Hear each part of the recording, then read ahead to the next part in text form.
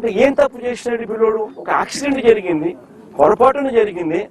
జరిగిన దానికి నిజంగా మనుషుల్లో ఎవరైనా ఉంటే వీళ్ళతో వాళ్ళతో ఇద్దరితో కూర్చోబెట్టుకొని పొరపాటు జరిగిందమ్మా, కాంపెన్సేషన్ ఇంతకన్నా ఇంత ఎక్కువ ఇస్తామమ్మా, నీ కుటుంబాన్ని పూర్తిగా మేమే అన్ని రకాలుగా చూసుకుంటామమ్మా అని చెప్పి వీళ్ళతో భరోసా ఇప్పించాలి. నిజంగా అప్పలరాజు కూడా ఆ పని కూడా చేయడానికి కూడా ముందు కూడా పోయినాడు పాపం, మంచి ఉద్దేశంతో మంచి మనసుతోనే. ఇప్పుడు వీళ్ళు ఏం చేస్తా ఉన్నారు? దీన్ని రాజకీయం చేసి చెడగొట్టి వాళ్ళకి జరిగే మంచి కూడా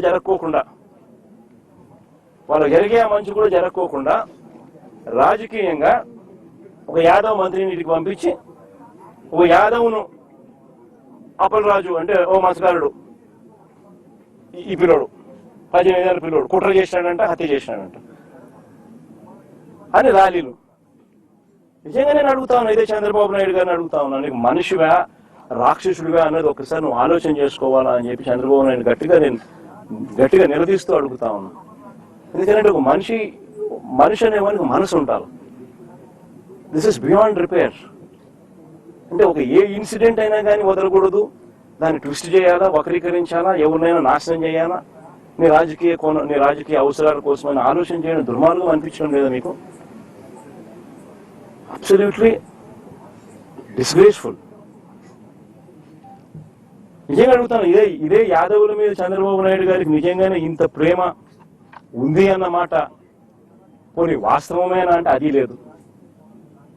మన ప్రకాశం జిల్లాలో యాదవులు గొర్రెలు కాస్తా ఉంటే, కొన్ని పొలాల్లోకి పోయి ఏదో గొర్రెలు కాస్తా ఉంటే చంద్రబాబు నాయుడుకి సంబంధించిన వాళ్ళు యాదవులను కొట్టినారు